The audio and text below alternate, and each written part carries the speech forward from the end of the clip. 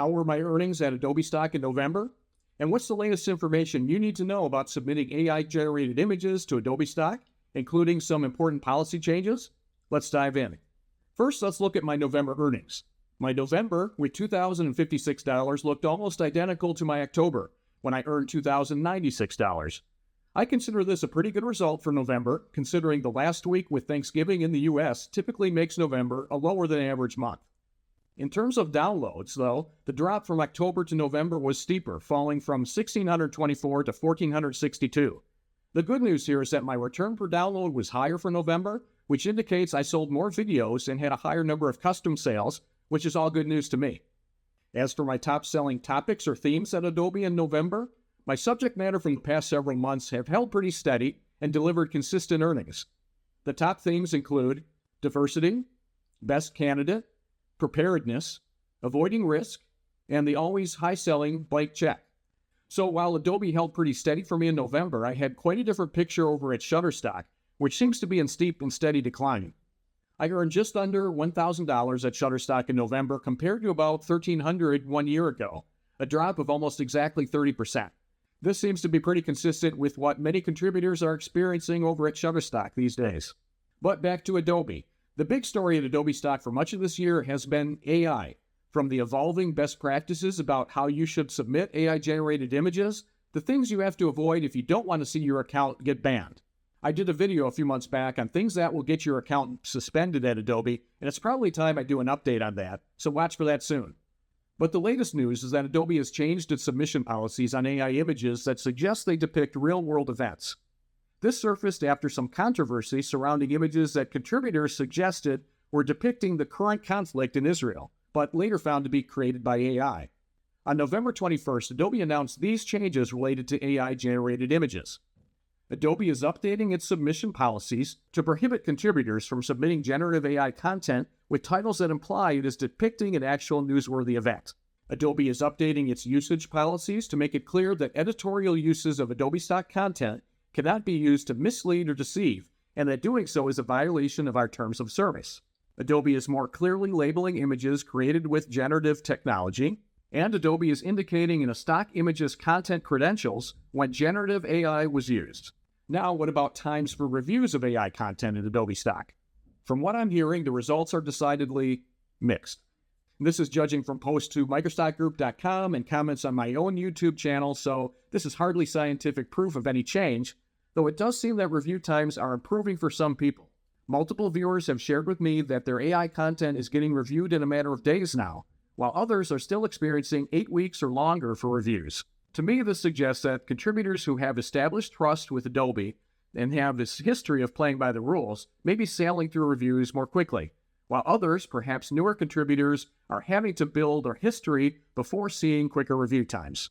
This, of course, is all speculation on my part, and I'd love to know what you think. And I'd love to know what you think about a new course that I just put out on Udemy.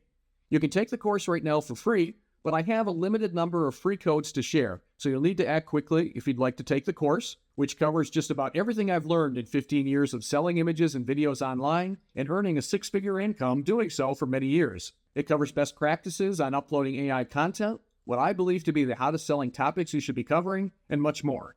You also get a free download of a 100-page book that I put together of all my learnings and advice. The link is in the description below, and enter Microstock Life at checkout, and hopefully you'll be able to take the course for free. Here's a look at what the course includes. This masterclass is structured based on key topics you'll need to master to succeed at selling your work, and a total of more than 20 modules, so you can learn at your own pace, whether you want to learn all at once or a section a day. My step-by-step instructions will help you whether you intend to sell photography, AI images, illustrations, or videos. The principles I share will apply to your chosen media, whatever that may be. You see, stock photography is a business, and the principles of serving customers what they need is true, no matter what you're selling. Throughout the course, I'm going to be posting some key things that you must remember on screen like you see here. And just about every module will include something I'm calling the Golden Rules. So right here in the introduction, we're going to call this Golden Rule number 1. It's actually 3 rules in 1, which makes it that much more crucial to follow. Figure out what customers want, meet those needs in a way that others aren't, and make sure your work is easy to find. In addition to these golden rules, I'll also be sharing golden hacks, because I don't just want to say, always do this, without actually showing you how to do this. So golden hack number 1 explains one way to find out what is selling and to hone in on a lucrative niche. Let's say you have an opportunity coming up to create an image or video of business people. Always a popular theme, but also a very competitive one.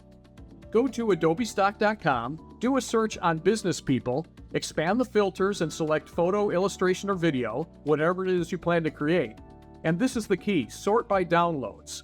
This shows you the most downloaded images or videos for that subject. You can learn a number of things here. First is that there are nearly 12 million images, so you know there's a lot of competition, which makes it that much more crucial that you choose your approach wisely. Second, you'll see there are a number of business women on the page, more than men. That tells you that photos of a businesswoman may be more in demand than of a businessman. Next, while there is some diversity on the top selling images page, there isn't much. All of this lets you hone in on this conclusion. A businesswoman and a diverse businesswoman of color may help you stand out in this crowded field. So, golden hack number 1. Search your topic at a big agency like Adobe, sort by downloads, see what's selling, and find your niche. And speaking of niches, I'm going to share with you my 100 hottest selling themes later in the course. I've discovered these by following the steps I'm sharing with you here, as well as learning from my own sales and iterating on the successes I've had. And I'll give you that entire list to see which ones you can add to your portfolio to generate your own sales. So that's to come. But next, I'll share how I started selling stock way back in 2008 and some of the earliest and most important things I learned to grow my sales into 6 figures of passive annual income. I'll see you there. If you take the course and find it useful, I'd love to get your feedback. You can leave a review right at Udemy or let me know in the comments here. Also, sign up for my free newsletter on updates from the world of microstock. And until next time, I'll see you soon.